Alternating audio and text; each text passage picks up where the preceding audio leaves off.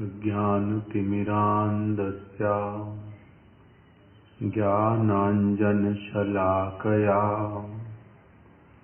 चक्षुरुन्मीलितं येन तस्मै श्रीगुरवे नमः। वाञ्छाकल्पतरुभ्यश्च कृपासिन्धुभ्य एव च पतितानां पावनेभ्यो वैष्णवेभ्यो नमो नमः। कृष्णदास कविराज रसिक भकत माज जे कैला चैतन्य चरित गौर गोविंद लीला सुनीते गलय शिला ताहते ना हैला मोर चित्त। कृष्णदास कविराज रसिर भांडारी यतने राखिला कृष्ण प्रेम हेम भरी। श्रूयतां श्रूयतां नित्यं गीयतां गीयतां मुदा चिन्त्यतां चिन्त्यतां भक्ता चैतन्य चरितामृतम्। जेबा नहीं बुझे के हो सुनीते सुनीते से हो कि अद्भुत चैतन्य चरित। कृष्ण ते उपजीवे रति जानिबे रसेर रीति सुनिले बड़ो हाय हित।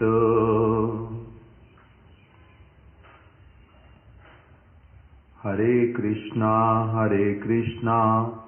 कृष्णा कृष्णा हरे हरे हरे राम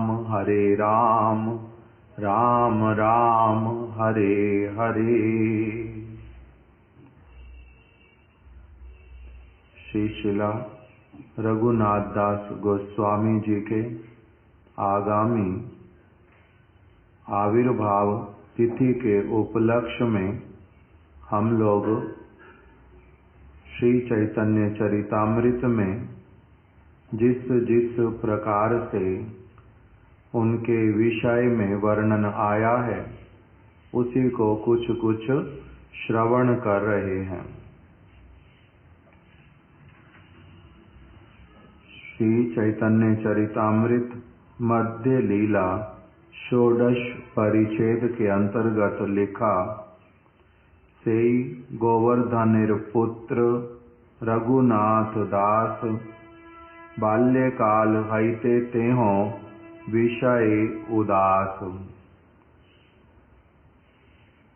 उससे पहले भी लिख करके रखा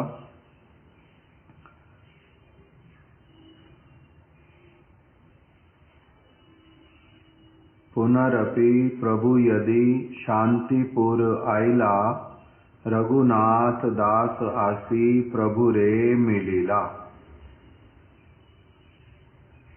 श्री चैतन्य महाप्रभु जब शांतिपुर में आए दक्षिण भारत से लौटते समय रामकेली ग्राम में गए, कनाई नाटशाला पे पहुंचे, वहां से पुनः जगन्नाथपुरी के लिए चल पड़े। वहीं पर ही बीच में शांतिपुर में पुनः कैला 10 दिन वास। महाप्रभु शांतिपुर में 10 दिन तक रहे। पहले जगन्नाथपुरी से शांतिपुर होते हुए रामकेली ग्राम में गए थे। उस समय भी कुछ दिन रुके थे। अब दूसरी बार शांतिपुर में आकर के फिर से उन्होंने 10 दिन वास किया।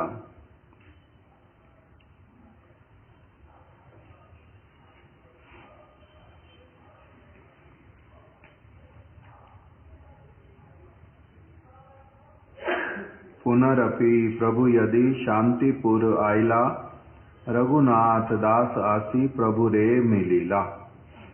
जब श्री चैतन्य महाप्रभु आए शांतिपुर ग्राम में, वहीं पर ही श्रीला रघुनाथ दास गोस्वामी भी उनके दर्शन करने के लिए, उनके साथ में साक्षात्कार करने के लिए वहां पर आ गए। हिरण्य गोवर्धन दुई सहोदर सप्तग्रामे 12 लक्ष मुद्रार ईश्वर। हम लोगों ने कल रात्रि में भी श्रवण किया था कि रघुनाथ दास गोस्वामी के पिताजी जो हैं, उनका नाम था श्री गोवर्धन मजूमदार और उनके ताया जी का नाम था श्री हिरण्य मजूमदार। उसी को यहाँ पर बतलाया, हिरण्य गोवर्धन दुई सहोदर, 2 भाई हिरण्य और गोवर्धन, और सप्तग्रामे 12 लक्ष मुद्रार ईश्वर। वो लोग रहते थे सप्तग्राम में और 12 लाख मुद्राओं के मालिक थे, अर्थात उनके पास में 12 लाख सोने की मुद्राएं थी।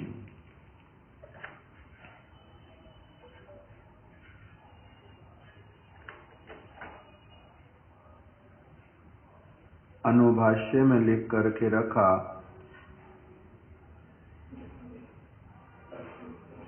हिरण्य और मजूमदार विपुल संपत्तिर अधीश्वर रूपे। सप्तग्राम में अर्थात उस नगर में जो ये 2 भाई हिरण्य और गोवर्धन, ये बहुत अधिक संपत्ति के अधीश्वर थे, अर्थात मालिक थे। तत्काले तहाँ देर वात्सरिक खजाना आदाय 12 लक्ष मुद्रा चिलो। 1 वर्ष में वो जो खजाना आदाय अर्थात खजाना जो एकत्रित होता था उनका 1 वर्ष में 12 लाख मुद्रा था। इसलिए कविराज गोस्वामी ने लिख के रखा, सप्तग्रामे 12 लक्ष मुद्रार ईश्वर। जैसा भी हो, मुख्य बात कहने की कि महद ऐश्वर्य युक्त दुहें, दोनों भाई जो थे उनके पास बहुत अधिक ऐश्वर्य था। उस समय के अनुसार बहुत अधिक संपत्तिशाली धनी व्यक्ति, महद ऐश्वर्य युक्त दुहें, वदान्य ब्राह्मण्य, सदाचारी सत्कुलीन धार्मिक अग्रगण्य, नदियावासी ब्राह्मणेर उपजीव्य प्राय, अर्थ भूमि ग्राम दिया करे न सहाय। दोनों के पास बहुत अधिक ऐश्वर्य था और उनका स्वभाव बतलाया वदान्य। वदान्य अर्थात बहुत सारी वस्तुएं आवश्यकता जिनको होती थी उनको दान करते थे, वदान्य थे। ब्राह्मण्य, और जो ब्राह्मण लोग थे उनके लिए सब प्रकार की सुविधा कर देते थे, अध्ययन अध्यापन इत्यादि की, उनको जो चाहिए वो दे देते थे। सदाचारी, सदाचार का पालन करने वाले थे। साधारण सदाचार, साधारण सदाचार क्या होता है? किसी के प्रति हिंसा नहीं करना, किसी को कष्ट नहीं पहुंचाना, सबके मंगल की कामना करना, मिथ्या वचन इत्यादि नहीं बोलना, चोरी का कोई काम नहीं करना और नित्य प्रति स्नान इत्यादि करना, मंदिर इत्यादि में जाना और जो कुछ कथा कीर्तन है वो सुनना, सारी इस प्रकार के सदाचार का पालन करते थे। सतकुलीन, कुल जो था वो भी कैसे वाला था? अच्छा कुल था, इसी प्रकार की शिक्षाएं ही देने वाला था। धार्मिक अग्रगण्य, धार्मिक व्यक्ति जो जो सारी क्रियाएं करते हैं वो सारी अच्छी क्रियाएं ये करने वाले व्यक्ति थे। नदियावासी ब्राह्मणेर उपजीव्य प्राय, नदिया में जितने लोग रहते थे, नदिया डिस्ट्रिक्ट, उसमें जो ब्राह्मण लोग जितने भी थे, उपजीव्य प्राय, लगभग यही उनको सारा कुछ प्रदान करते थे। उनका जीवन यापन इन्हीं के खर्चे पर ही सारा होता था। और अर्थ भूमि ग्राम दिया करे न सहाय, ये लोगों को गांव के गांव दान कर देते थे कि तुम्हारी भूमि, तुम लोग अपनी आप से अब इसकी देखभाल करो, अपनी जीविका चलाओ। किसी को गांव के गांव, किसी को भूमि, किसी को संपत्ति, उस प्रकार से दे करके सबकी सहायता करते थे। नीलांबर चक्रवर्ती आराध्य दुहार, नदिया में ही श्री नीलांबर चक्रवर्ती जो शची माता के पिता अर्थात श्री चैतन्य महाप्रभु के माता महा नाना जी, वो नीलांबर चक्रवर्ती जो हैं वो इन दोनों भाइयों के गोवर्धन और हिरण्य मजूमदार, इन दोनों भाइयों के वो आराध्य थे। चक्रवर्ती करे दुहाएं भ्रातृ व्यवहार, ये उनको अपना पूजनीय मानते थे और नीलांबर चक्रवर्ती इन दोनों को अपना भाई मान करके ही स्वीकार करते थे कि ये दोनों मेरे भाई हैं, वैसे वाला व्यवहार करते थे। मिश्र पुरंदरेर पूर्वे करिया चैन सेवने, जगन्नाथ मिश्र का इन्होंने बहुत सेवा किया था, दोनों भाइयों ने। मिश्र पुरंदर, उनका भी इन्होंने बहुत सेवन किया। अतएव प्रभु भालो जाने दुई जने, अतएव श्री चैतन्य महाप्रभु भली प्रकार से इनसे परिचित थे। हिरण्य और गोवर्धन मजूमदार, इन दोनों के साथ में बड़ी अच्छी तरह से श्री चैतन्य महाप्रभु का परिचय था पहले से ही। सेई गोवर्धनेर पुत्र रघुनाथ दास, उन्हीं गोवर्धन के जिनको श्री चैतन्य महाप्रभु भली प्रकार से जानते थे, जिन्होंने उनके पिताजी का बहुत श्रद्धा पूर्वक सेवा किया था, जो उनके नाना नीलांबर चक्रवर्ती को अपना बहुत अधिक पूजनीय मानते थे, ऐसे वाले जो दोनों भाई महाप्रभु इन दोनों को भली प्रकार जानते थे। और इसी लिए रघुनाथ दास गोस्वामी को का ये परिचय प्राप्त करने पर महाप्रभु पूरी तरह से जानते हैं ये वो कौन है।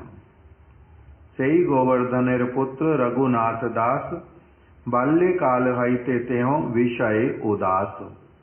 श्रीला रघुनाथ दास गोस्वामी बाल्य अवस्था से ही विषयों के प्रति उदासीन थे, अर्थात जो साधारण व्यक्ति जिन समस्त विषयों में को प्राप्त करके उसमें लिप्त हो जाते हैं और मंगलमय आचरण नहीं करते, वैसे वाला उनका नहीं हुआ, विषय के प्रति उदासीन थे।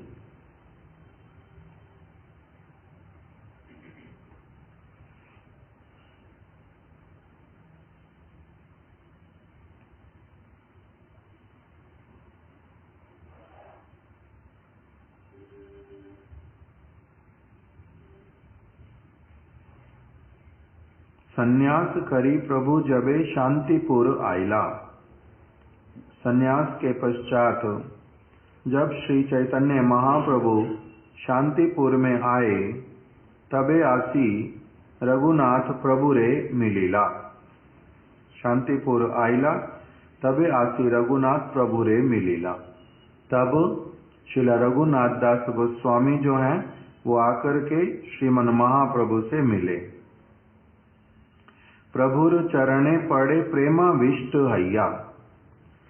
श्री चैतन्य महाप्रभु के चरण कमलों में प्रेम से आविष्ट होकर के इन्होंने प्रणाम किया। प्रभु पाद स्पर्शन कैला करुणा करिया। श्री चैतन्य महाप्रभु ने स्वयं ही कृपा करके इनके प्रति करुणा करके अपने जो चरण कमल उनका इनके मस्तक इत्यादि पर स्पर्श कर दिया। अपनी स्वेच्छा से इन्होंने जोर जबरदस्ती करके उनके चरणों को ग्रहण नहीं किया, बल्कि इन्होंने प्रणाम किया। और महाप्रभु ने इन्होंने प्रेम पूर्वक महाप्रभु के चरणों में प्रणाम किया और महाप्रभु ने अपने चरणों का इनको स्पर्श प्रदान कर दिया। पितृ संबंधे स्नेहमय अद्वैतेर कृपाए रघुर प्रभु पद संग। तार पिता सदा करे आचार्य सेवन। जो श्रीला रघुनाथ दास गोस्वामी के पिताजी श्री गोवर्धन मजूमदार वो अद्वैताचार्य प्रभु जी की भी सब समय सेवा करते थे। तार पिता सदा करे आचार्य सेवन। सब समय श्री अद्वैताचार्य प्रभु के चरणों की सेवा करते थे। अतएव आचार्य तारे हैला पर सन। इसलिए रघुनाथ दास गोस्वामी जब उनके वास स्थान पर आए तो अद्वैताचार्य प्रभु बहुत प्रसन्न हुए उनको देख करके। आचार्य प्रसादे पाइला प्रभुर उच्चिष्ट पात। श्रीला अद्वैताचार्य प्रभु जी की कृपा से श्रीला रघुनाथ दास गोस्वामी को श्री चैतन्य महाप्रभु का उच्छिष्ट जो प्रसाद वो प्राप्त हुआ। प्रभुर चरण देखे दिन 5-7 से 7 दिन के बीच में जितना भी लगभग वो 5-7 दिन वहां पर महाप्रभु के चरण कमलों में रहे। प्रभु तारे विदाई दिया गेला नीलाचल। महाप्रभु ने उनको विदाई दी और महाप्रभु वहां से जगन्नाथपुरी नीलाचल चले गए। तेहों घरे आसिया हैला प्रेमे ते पागल। और श्रीला रघुनाथ दास गोस्वामी घर पर तो आ गए लौट करके, किंतु अभी श्री चैतन्य महाप्रभु के विरह में प्रभु विरह उन्मत्त प्रभु के विरह में उन्मत्त हो उठे और प्रेम में जैसे पागल जैसे हो गए। उस विरह प्रेम में बार बार पालाए तेहों नीलाद्री जाइते। बार बार उनका क्या होता कि जगन्नाथपुरी की ओर वो जगन्नाथपुरी चले जाएंगे। इसी उद्देश्य से अपने घर से बार बार निकल पड़ते। पिता तारे बांधी राखे आनिया पथ हाइते। और उनके पिता जो हैं वो कभी स्वयं और कभी कुछ सेवकों की सहायता से रघुनाथ दास गोस्वामी को पुनः पुनः पकड़ करके घर पर ले आते। पिता तारे बांधिया राखे आनिया पथ आते लेकर के आज आ जाते। जब बार बार देखते हैं ये इस प्रकार से करते हैं तो इनको अब क्या किया, घर में बंद करके रखा। तारे बांधिया रखे, उन्होंने बंधन करके रख दिया। कैसा बंधन किया, कैसे बांधा उनको? बांधा मतलब अभी रस्सियों से नहीं बांधा, किंतु रोक ऐसा कर दिया व्यवस्था जिससे कि ये अब भाग ना सके। पंच पाइक तारे राखे रात्रि दिने, रात दिन 5 ऐसे वाले व्यक्ति हैं जो रात दिन उनके साथ में रहेंगे। 4 सेवक और 4 सेवक रहेंगे। ये 5 लोग क्या हैं? केवल मात्र वहां पर उपस्थित रहना है सब समय, जे कहीं जाने ना पाए, उनका केवल उतना ही काम। और 4 लोग जो हैं 4 सेवक हैं, उनके पिताजी ने रख दिए। जो इनको चाहिए, जो मांगता, वो सारी इनकी सेवा करो। 2 ब्राह्मण रहे तारसने, और 2 ब्राह्मणों को नियुक्त कर दिया। वो क्या करेंगे? भोजन इत्यादि बनाएंगे, निवेदन करेंगे, इनको जो चाहिए वो ये दे देंगे। इस तरह से एक साथ में 11 लोगों को उनके पास में रख दिया, जो उनकी सेवा तो करते ही करते हैं, मुख्य कार्य जो है उनके ऊपर अपनी दृष्टि रखते हैं, जे ये कहीं पर भी जाने ना पाए। 11 जन तारे राखे निरंतर, इस प्रकार से 11 व्यक्ति सब समय उनके पास में रख दिए। नीलाचल जाइते ना पाए दुखित अंतर, वो स्वयं यद्यपि 11 लोग हैं और 4 लोग सेवक हैं, दूसरे 2 ब्राह्मण लोग भी उनके लिए जो चाहिए वो बना देते हैं, सब प्रकार की सुविधा है, कोई काम करने के लिए भी नहीं कहते, जो तुम्हारी इच्छा वो यहीं पर अपना करते रहो। किंतु तब भी सब प्रकार का ये बाहरी सुविधा होने पर भी वो अंदर में प्रसन्न नहीं है। नीलाचल जाइते ना पाए दुखित अंतर, वो कहाँ जाना चाहते हैं? महाप्रभु के पास में, वहां पर जाना चाहते हैं, इसलिए नहीं जा पा रहे। पिता इत्यादि छोड़ते नहीं हैं, इसीलिए अपने मन ही मन में बड़े दुखी हैं। एबे यदि महाप्रभु शांतिपुर आइला, शून्या पितारे रघुनाथे निवेदिला। आज्ञा देहो जाइया देखी प्रभुर चरण, अन्यथा ना रहे मोर शरीरे जीवन।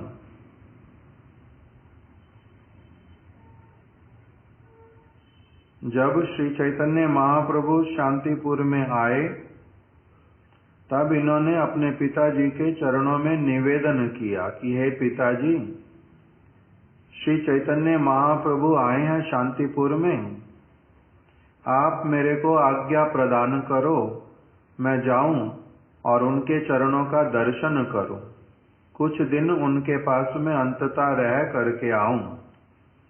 यदि आपने मुझे नहीं जाने दिया तो अन्यथा ना रहे मोर शरीरे जीवन, मेरे शरीर से जो प्राण हैं वो निकल जाएंगे, मैं नहीं जीवित रह पाऊंगा। इसलिए आप मेरे को वहां पर जाने की आज्ञा दे दो। सुनिया तार पिता बहुलोक द्रव्य दिया, पाठाइला बोलिया शीघ्र आसिबे फिरिया। उनके पिताजी ने जब बालक की बात सुनी, तब उन्होंने बहुत सारे लोगों को उनके साथ जाने के लिए दे दिया कि आप इन सब के साथ में चले जाओ, और बहुत सारे द्रव्य दिए, अर्थात श्री चैतन्य महाप्रभु से मिलने जा रहे हो, वहां पर अद्वैताचार्य प्रभु और बहुत सारे भक्त लोग एकत्रित होंगे। उनकी सेवा के उद्देश्य से जो जो सामान तुम्हारे को चाहिए वो सारा ये सेवक लोग उठा करके तुम्हारे साथ ले जाएंगे। बहुत सारे लोगों को भेज दिया और बहुत सारा सामान भी भेजा। पाठाइला बलिया शीघ्र आसिबे फिरिया।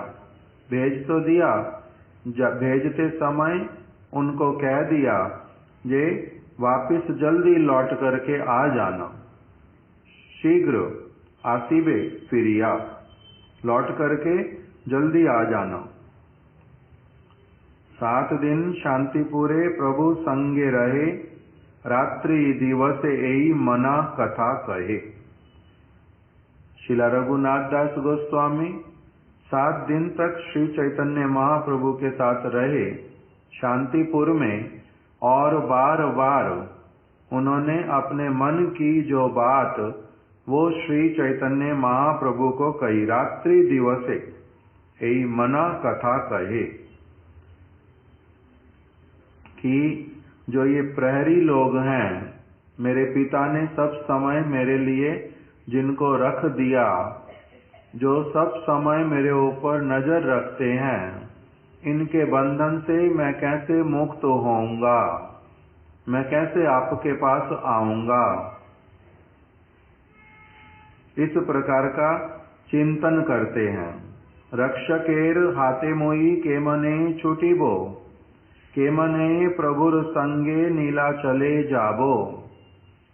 मैं किस प्रकार से इन जो ये रक्षक मेरे बन करके बैठे हैं, इनके हाथ से मैं कैसे छूटूंगा, और किस तरह से नीलाचल में प्रभु के संग में मैं पहुंचूंगा। इस प्रकार का अपने मन ही मन में चिंता करते हैं। रात्रि दिवस यही मना कथा कहे, महाप्रभु को नहीं, रहते महाप्रभु के पास में, किंतु मन ही मन में बार बार यही सोचते रहते हैं। सर्वज्ञ गौरांग प्रभु जानिया तार मन। श्री चैतन्य महाप्रभु सर्वज्ञ हैं। सर्वज्ञ अर्थात सबके अंदर बाहर की बात को जानने वाले, भूत भविष्य को जानने वाले, वो है सर्वज्ञ।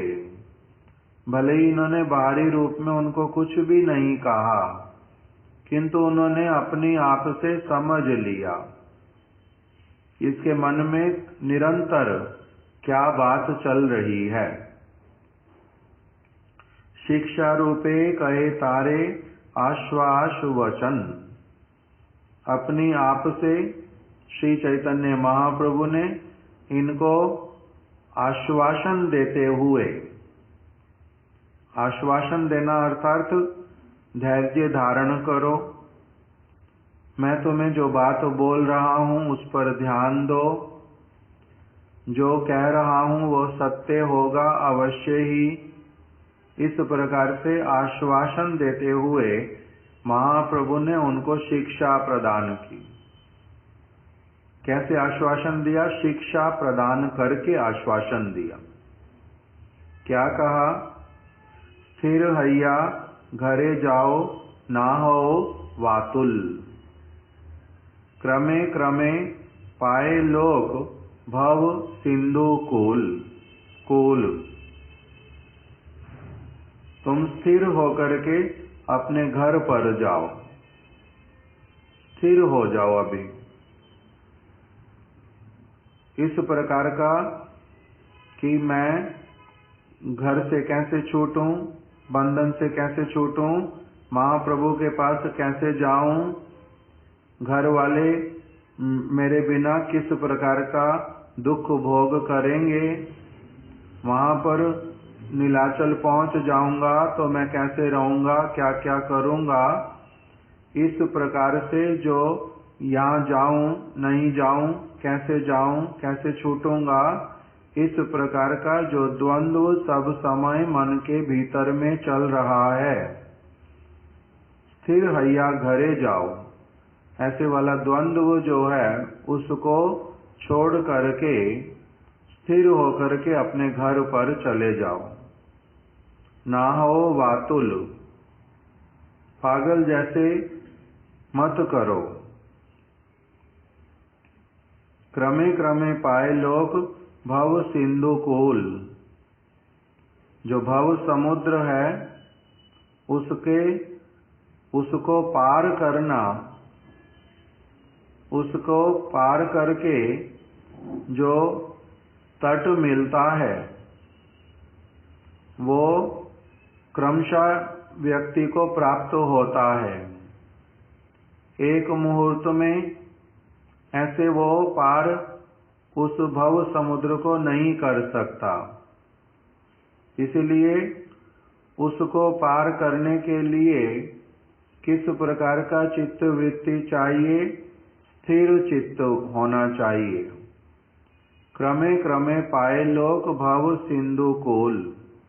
क्रमशः ही वो भव समुद्र को पार करके दूसरे तट पर पहुंचता है।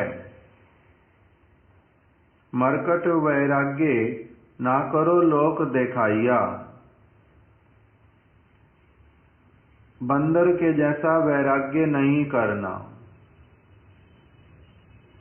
लोगों को दिखलाने के लिए कभी भी इस प्रकार से वैराग्य नहीं करना चाहिए। वो केवल मात्र क्षणिक सुख प्रदान करने वाला अथवा किसी के प्रशंसा प्राप्त होएगी कुछ लोगों की, उससे अधिक उसमें अधिक कुछ लाभ होएगा नहीं। वो उस प्रकार का प्रशंसा और जो उन दूसरे लोगों को केवल दिखलाने के लिए किया जाता वो तात्कालिक, उसका नित्य कोई लाभ होगा नहीं। वो जगत की वस्तु है। इसलिए मरकट वैराग्य ना करो लोक देखाइया। यथा योग्य विषय भुंजो अनासक्त हैया। आप अनासक्त होने की जो शिक्षा उसको प्राप्त करो।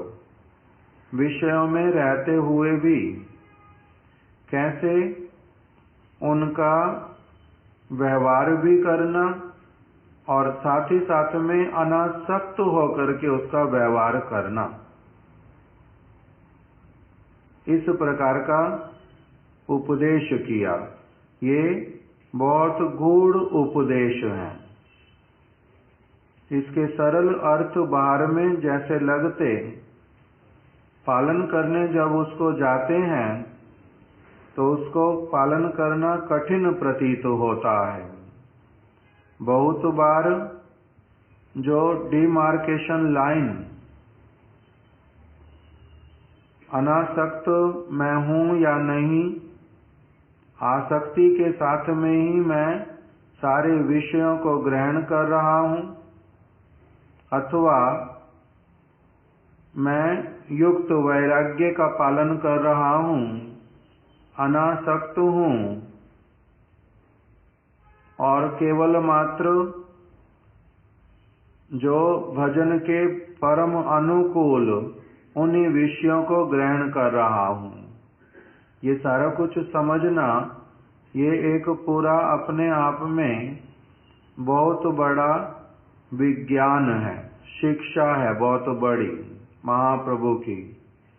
युक्त वैराग्य फल्गु वैराग्य का अंतर समझना और फिर उसके अनुसार जीवन यापन करना।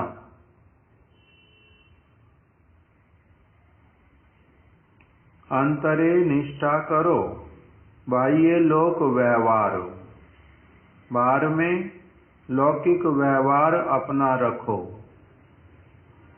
साधारण लोग जिस प्रकार से रहते वैसे वाले रहो, किंतु अंतर हृदय में शुद्ध भक्ति के प्रति, भगवान की सेवा के प्रति, भक्तों के साथ में संबंध के लिए एक बहुत विशेष निष्ठा जो है वो अपना धारण करो सब समय। अंतरे निष्ठा, बाह्य लोक व्यवहार। अचिरात कृष्ण तोमाए करीबे उद्धार। ऐसा करने पर बहुत शीघ्र ही अविलंब कृष्ण जो हैं तुम्हारा उद्धार करेंगे। इस प्रकार से महाप्रभु ने उनको आश्वासन वाणी दी।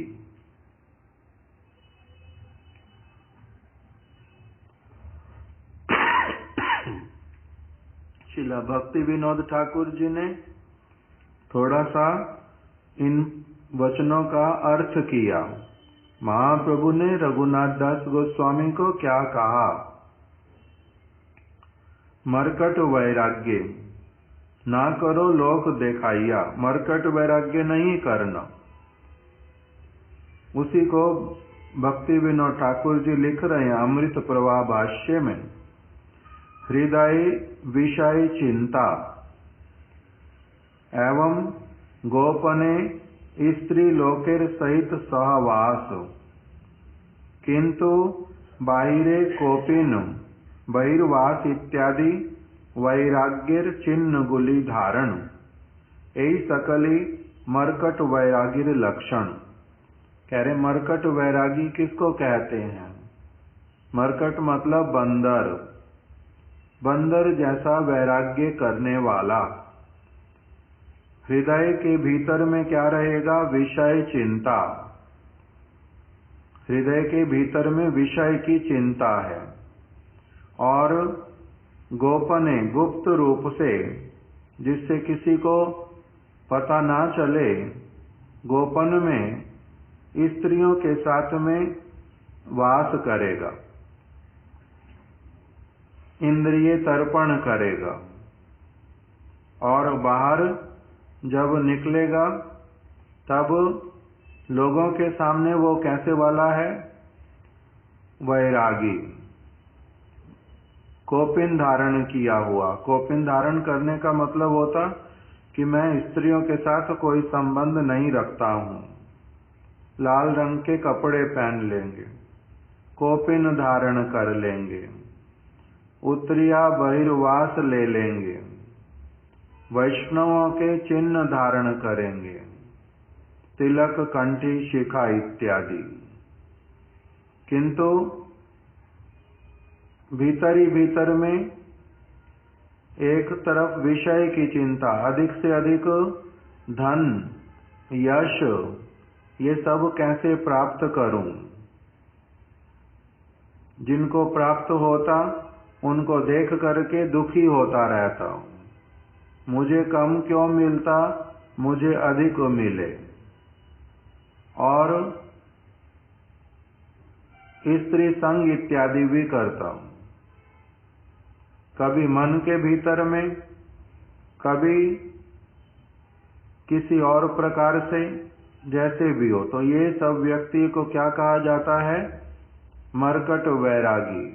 बाहर में देखने में कुछ और हो, भीतर अंतर में जो है वो कुछ विषय का और प्रवाह बहता रहता हो। तो ये सब मरकट वैरागी के लक्षण हैं। प्रभुपाद जी ने लिखा, बाहर में जैसे बंदर, वो कैसा दिखाई देता है कि उसका घर नहीं बनाता, वस्त्र इत्यादि नहीं पहनता, और दिखलाई कैसा देता है जो कोई सामान इकट्ठा भी करता नहीं। किंतु वो है कौन? उसके लिए बोले भोग बुद्धि विशिष्ट, भोग बुद्धि से युक्त। भीतर ही भीतर में किस प्रकार से लोगों के हाथ से सामान को छीने और बंदरी के साथ में कैसे संग करे सब समय, यही उसके मन में सब समय चलता रहता, जो उसकी क्रियाओं से समय समय पर प्रदर्शित होता रहता है। उसके भीतर में क्या चलता है वो उसकी क्रियाओं से पता चलता। जब वो एकदम से सामान लोगों के हाथ से छीन लेता, जहां जहां कुछ रखो, थोड़ी सी आपकी असावधानी हुई नहीं, वो साथ साथ में ले करके पलायन करेगा। तो उसकी क्रिया के द्वारा पता चलता है कि उसके भीतर में क्या चलता है। नहीं तो कोई मशीन तो है नहीं, ये बंदर के पूंछ पर न मुंह के ऊपर लगा दिया और उसमें रीडिंग से बता देगा इसके मन में विषय का भावना चल रहा है। उसकी क्रियाएं बतलाती जो उसके मन के भीतर में क्या क्या चलता है। लोगों का सामान छीनना, स्त्री संग करना, थोड़े थोड़े खाने की चीज के लिए एकदम से लड़ाई करना, उसकी क्रियाओं के द्वारा पता चलता कि वो भीतर में क्या क्या सोचता रहता है। इसीलिए लोक देखानो वैराग्य की जो बाहर में केवल मात्र लोगों को दिखलाने के लिए वो दिखलाता है। एकदम से लोगों को क्या दिखाता है बंदर? आप जब उसको देखोगे कि बंदर कहाँ कहाँ पर है, बहुत मुश्किल होएगी जो कोई बंदर आपको आंख में आंख मिलाता हुआ दिखाई देगा। उसको पहले से पता होता कि कोई भी व्यक्ति क्यों ना हो, आंख में आंख उसकी नहीं डालनी, वो अपना इधर उधर देखेगा जैसे आपको देखा ही नहीं। आप उधर से देख रहा, वो कहेगा आपने देखा ही नहीं उसने बिल्कुल आपको, वो आपकी केयर ही नहीं करता। आप कौन हो कौन नहीं हो, आ रहे हो जा रहे हो, क्या सामान, उसको कोई लेना देना नहीं है।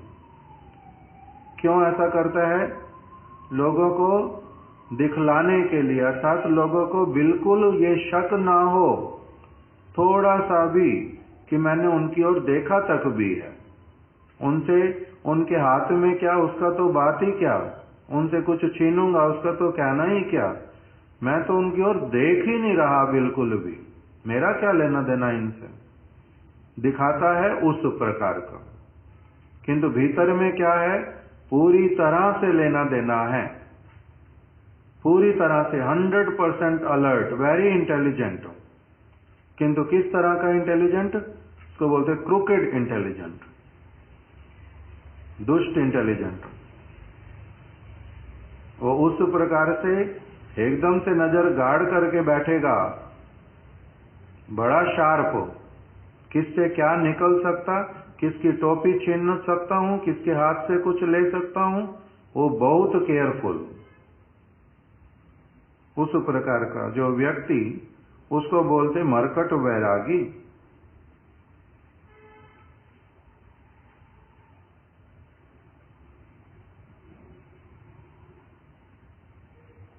कह रहे हैं ये मनुष्यों में किस प्रकार से आती है ये वाली वृत्तियां? बंदर में स्वाभाविक है, उसका गठन ही वैसा, उसको वो शरीर ही इसीलिए मिला। क्यों? क्योंकि वो इसी प्रकार की चित्त वृत्ति वाला।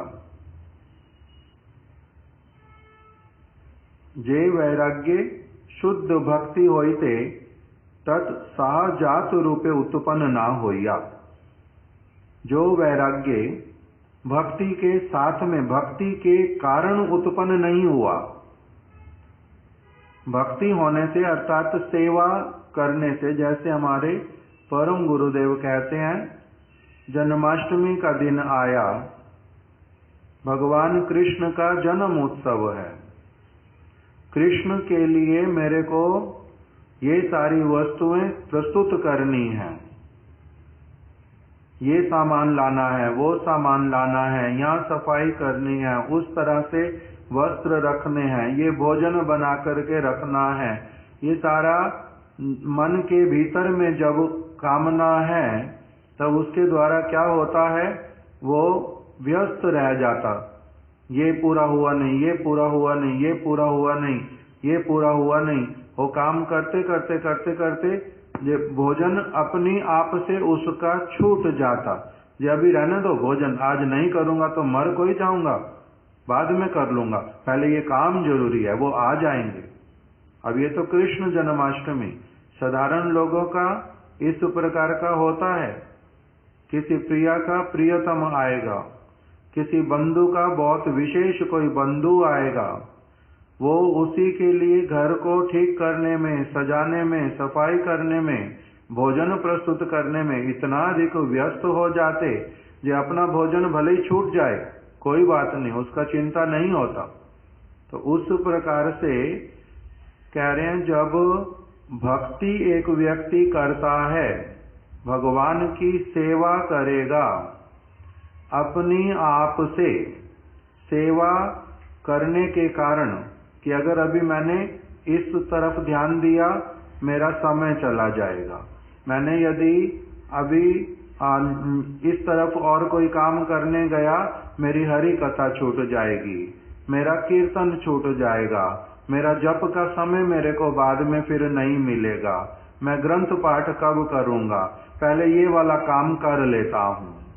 तो अभी जो भक्तिमय क्रियाओं को करने में अपना समय जो अधिक से अधिक नियुक्त करता है, उसके कारण ही संसार की चीजें अपनी आप से ही, क्योंकि समय उतना ही है, शरीर भी वैसा उतना ही है, तो इसलिए अपनी आप से जो चीजें छूटती जाती हैं सेवा के प्रभाव से, तो उसका नाम तो क्या हो गया, ये वास्तविक रूप में अपनी आप से छूट गई चीज, मैंने छोड़ा नहीं उस काम को, वो छूट गया। मेरा रुचि किस तरफ हो गया, सेवा करने में।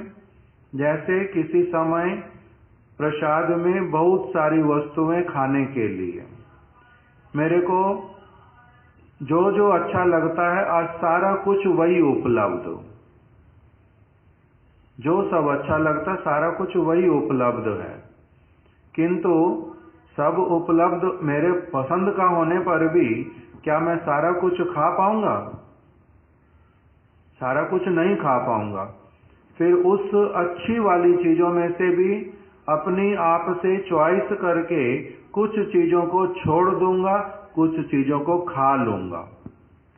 जिनको छोड़ा ऐसा नहीं हुआ मेरा कि मेरे को वो खराब लगती हैं, किंतु जो सारी उससे भी अच्छी चीजें लगती थी वो खाने के कारण, पेट पूरा भरने के कारण मैं उस वस्तु का उपयोग नहीं कर पाया, वो अपनी आप ही पड़ी रह गई। इस प्रकार से जिस व्यक्ति का होता है, अर्थात भगवान की सेवा करने में, भक्ति के अंगों का पालन करने में, गुरु वैष्णवों का जो सेवा करने में समय का, एनर्जी का, सब चीज का लगना हो जाता, और उसके कारण जो बहुत सारी वस्तुएं संसार वाली हों कुछ और हों, वो जो छूट जाती हैं, जो भक्ति के उत्पन्न होने के कारण, विशेष अंगों में लगे रहने के कारण जो चीजें छूट जाती हैं, उसी को ही कह रहे हैं कि ये तो कौन से वाला हुआ छोड़ना, ये भक्ति के कारण छोड़ना हुआ। इसको तो क्या, इसका करते हैं आदर, ये प्रशंसनीय वस्तु इस प्रकार का है। और जो शुद्ध भक्ति के साथ में, शुद्ध भक्ति की क्रियाओं को में लगे होने के कारण जो नहीं छूटा, किंतु जो मैंने क्या किया, कृष्णेतर वस्तुर प्रति कामनार वासनार व्याघात होते जात, मैं शुद्ध भक्ति की ओर मैंने अपने आप को लगाया नहीं, इसलिए मेरा जो स्वाभाविक रुचि जो है वो उस तरफ लगा नहीं, और मैंने उससे अधिक गुरुत्व, शुद्ध भक्ति के अंगों के पालन से अधिक गुरुत्व दिया अपने मन की संतुष्टि को, दूसरे लोगों को दिखाने की वस्तु को। उस प्रकार से जो वस्तु, वो जो कामना, वासना इत्यादि आती है, उसके द्वारा फिर मैं जो वस्तुएं छोड़ता हूं कि नहीं, अगर मैंने अभी ये सारा चीजें सारी खाने की अच्छी, किंतु अगर मैं खाऊंगा तो लोग क्या कहेंगे, ये कहेंगे साधु होकर के इस प्रकार से सारा कुछ करता है।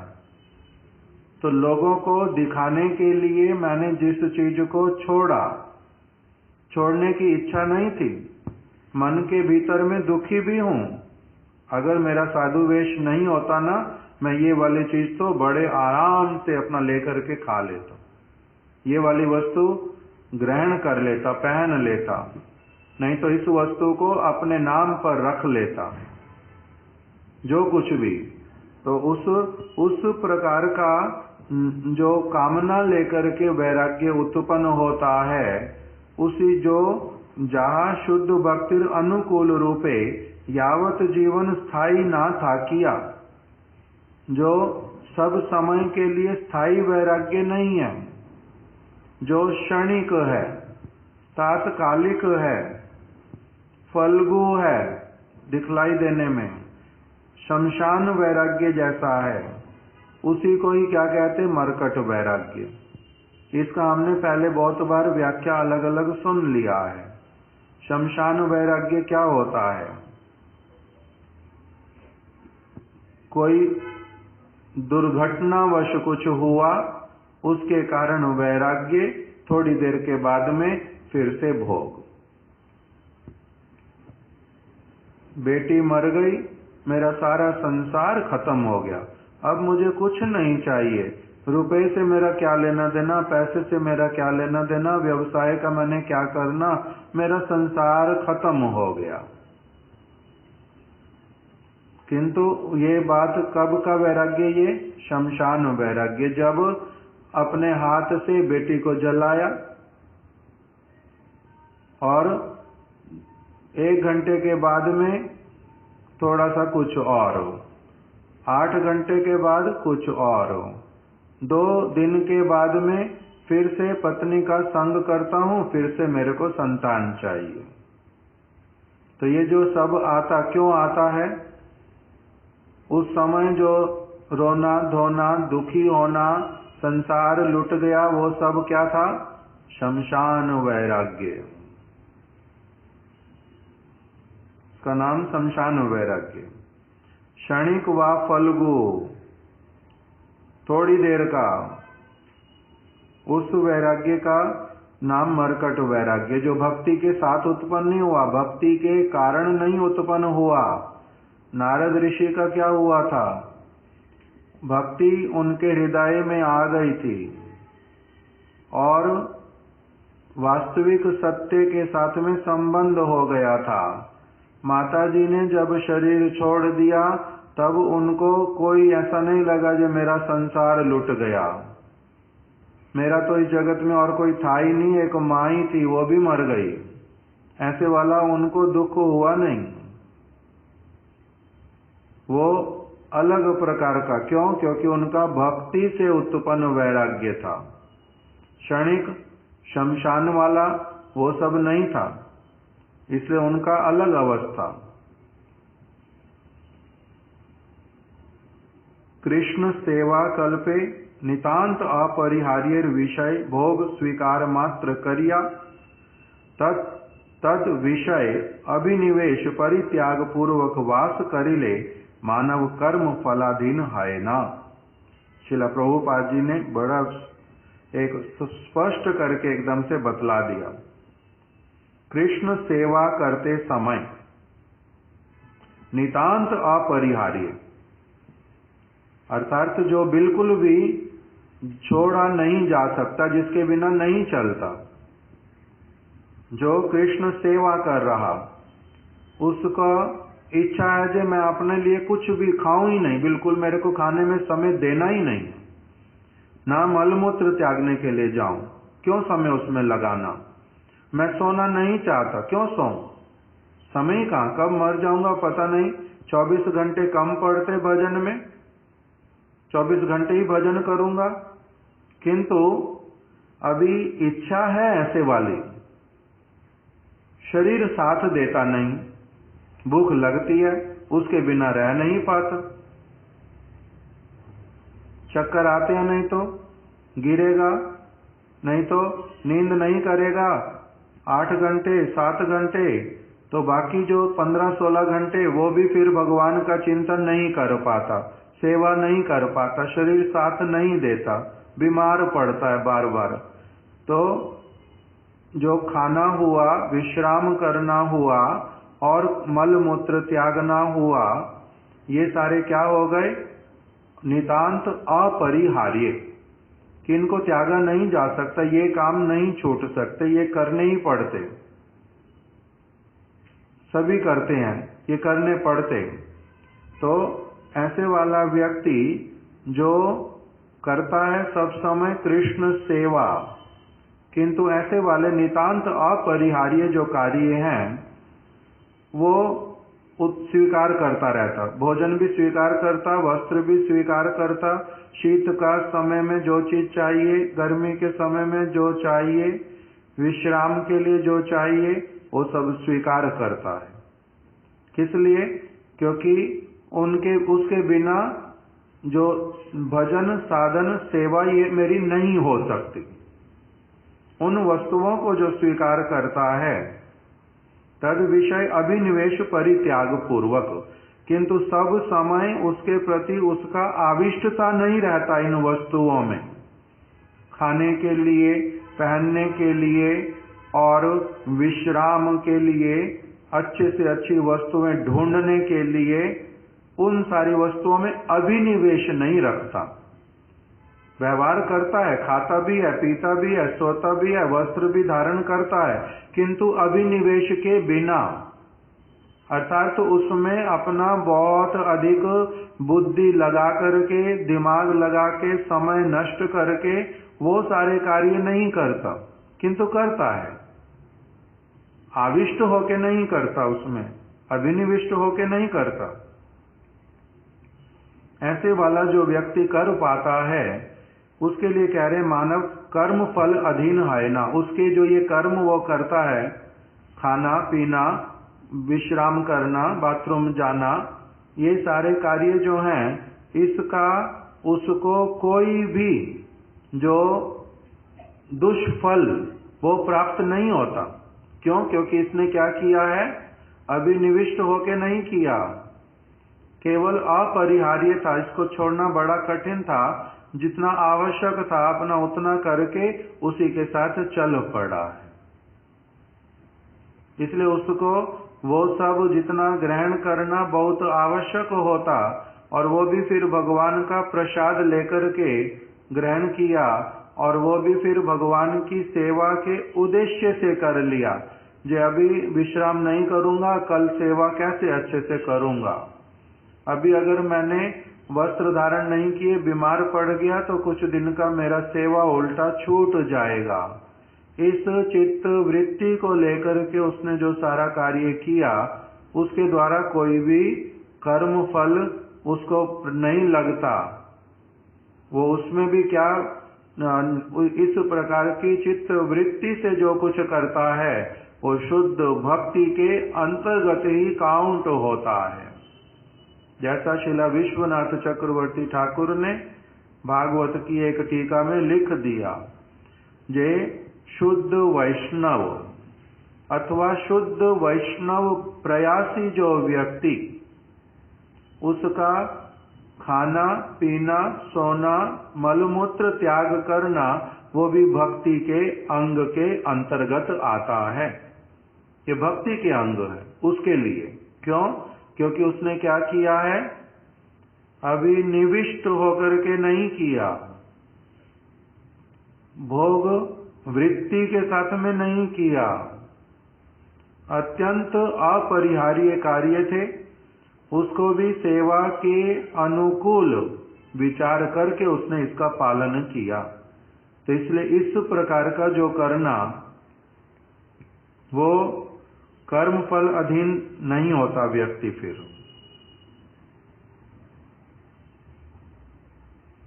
भक्ति रसामृत सिंधु का उन प्रभुपाद जी ने एक रेफरेंस दिया, यावता स्यात् स्वनिर्वाह स्वीकुर्यात् तावदर्थ वित्त आधिक्ये न्यूनतायांचा च्यावते परमार्थता। कह रहे हैं परमार्थ वस्तु में स्थिर रहने के लिए एक व्यक्ति को क्या करना पड़ता है? जो वस्तु स्वीकार करने से उसका भजन इत्यादि में सहायता होगा, वो उतनी मात्रा में अवश्य ही स्वीकार करता है। आधिक्य न्यूनतायांच, ना तो बहुत अधिक वस्तु ग्रहण करता वही की वही, और ना ही बहुत कम। जितनी आवश्यकता, जितना होने से सारा कुछ ठीक से चलेगा, उतना वो अवश्य ही स्वीकार करता है। इसमें शब्द आया यावता स्यात् स्वनिर्वाह, जिससे उसका अपना निर्वाह हो जाता है।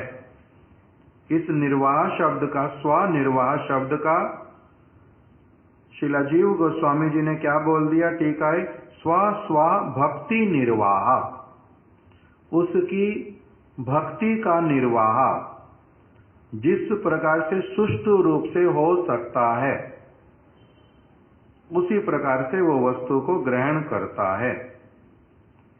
इसीलिए भक्ति रसामृत सिंधु में फिर इसको और स्पष्ट करके बतला दिया, फल्गु वैराग्य प्रापंचिकतया बुद्धया हरि संबंधी वस्तुना मुमुक्षुभि परित्यागो वैराग्यम फल्गु उच्यते कथ्यते।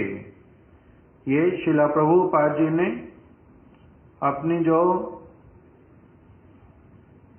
न्यूज लेटर गौड़िया, जो प्रभुपाद जी के मिशन का क्या था, वो उसको संस्कृत बंगला में बोलते मुखपत्र, अर्थात मेरा मिशन क्या है, उसको ये दो वचन पढ़ करके कोई व्यक्ति समझ ले जो हमारा प्रिंसिपल क्या है। उसमें एक तरफ उन्होंने अपनी पत्रिका में लिखा था यही वाला बात, प्रापंचिक तया बुद्धया हरि संबंधी वस्तुना मुमुक्षुभि परित्यागो वैराग्यम फल्गु कथ्यते। अर्थात श्री हरि की सेवा में जो वस्तु अनुकूल है, श्री हरि सेवाएं जहाँ अनुकूल, जो भगवान हरि की सेवा में अनुकूल है, विषय बोलिया त्यागे है भूल, उसको भी विषय समझ करके त्याग देने पर ये बहुत बड़ी भूल होती है। श्री हरि सेवाएं जहाँ अनुकूल, हरि की सेवा में जो अनुकूल है, उसको भी जो विषय समझ के त्याग देता है, त्यागी बनता है, वो बहुत बड़ी भूल करता है। युक्त वैराग्य का क्या कहा, अनासक्त विषयान यथार हमुपयुज्यता निर्बंधा कृष्ण संबंधे युक्तम वैराग्यम उच्यते। आसक्ति रहित, संबंध सहित विषय समूह सकली माधव। कह रहे हैं जो ये भली प्रकार से समझ लेता है कि सारा कुछ भगवान का है, भगवान की सेवा के लिए है, मैं उनका नित्य दास हूं, उनकी किसी वस्तु में मेरा अधिकार नहीं है, किंतु मेरी अवस्था को समझ करके वो प्रभु अत्यंत दयामय, वो मेरे लिए जो उस सेवा को निरंतर बनाए रखने के लिए जो आवश्यक, वो बड़े उदार चित्त से सारा कुछ मेरे को प्रदान करते हैं। मैं उसी में से जो नितांत अपरिहार्य उस विषय को ग्रहण करूंगा, और वो भी अनासक्त होकर के, अर्थात कभी उसी प्रकार का मिला, कभी किसी दूसरी प्रकार का हुआ, कभी थोड़ा कम विश्राम, कभी थोड़ा अधिक यदि हुआ, तो उसके लिए बहुत अधिक व्यथित होना और उसमें अपने समय को, चित्त को देना, ये मैं नहीं करूंगा। इस प्रकार का जो कर लेता, निर्बंध कृष्ण संबंधे, आसक्ति रहित संबंध सहित, उसको अपने संबंध का, अपनी स्थिति का पूरी तरह से आभास वो चोर रत्ती भर भी बनता नहीं, पूर्ण रूप में सिंसियर दास बन करके सेवा करता है। इस प्रकार से जो वस्तु वो ग्रहण करता भगवान के प्रसाद के रूप में, वो भी उन्हीं की सेवा के उद्देश्य से, उसको क्या कहते हैं? ये युक्त वैरागी। तो प्रभुपाद जी ने इसी बात को कहा कि महाप्रभु ने श्रील रघुनाथ दास गोस्वामी को ये शिक्षा प्रदान की और हमारे समस्त गुरुवर्ग इस वस्तु का बहुत आदर पूर्वक भगवान की सेवा के जो सब अनुकूल वस्तुएं उनको वो स्वीकार करते हैं और अनासक्त होकर के करते हैं, भगवान की प्रसन्नता के लिए करते हैं। इसलिए वो क्या है? युक्त वैरागी हैं। वो फल्गु वैरागी, शमशान वैरागी करने वाले मरकट वैरागी वो नहीं है। इस प्रकार का करने से वो क्या बतला दिया कि वो व्यक्ति क्या करेगा? क्रमे क्रमे पाए लोक भव सिंधु कूल। ये व्यक्ति क्रमशः भव समुद्र को पार कर जाएगा। इस प्रकार से महाप्रभु ने जो ये उपदेश किया था उसका भक्ति विनोद ठाकुर जी, प्रभुपाद जी ने ऐसा लिख करके रखा। अभी यहीं पर ही आगे प्रभुपाद जी ने यद्यपि उस जो अंतरी निष्ठा बाह्य लोक व्यवहार अचिराते कृष्ण तोमाए करीबे उद्धार, उसका भी व्याख्या लिख करके रखा, किंतु हमारा अभी समय अधिक हो गया, यहाँ पर अभी और पाठ नहीं करेंगे, यहीं पर ही रख देते। श्रील रघुनाथ दास गोस्वामी की जय, श्री चैतन्य महाप्रभु की जय, श्रील कृष्णदास कविराज गोस्वामी की जय, श्रीला भक्ति विनोद ठाकुर की जय, श्रीला प्रभुपाद की जय, श्रीला भक्ति वेदांत वामन गोस्वामी महाराज की जय, श्रीला गुरुदेव की जय। वांछा कल्पतरुभ्यश्च कृपा सिंधुभ्य एव च पतितानां पावनेभ्यो वैष्णवेभ्यो नमो नमः। धीरू प्रभु मेरी टेबल से वो मिठाई का डिब्बा ले।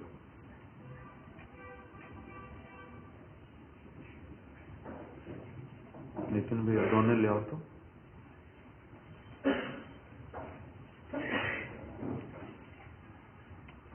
हरे कृष्ण हरे कृष्ण कृष्ण कृष्ण हरे हरे राम। आप उधर से एक वो जो नीचे रखवाया था तिल के लड्डू थे उसमें वो भी ले आओ।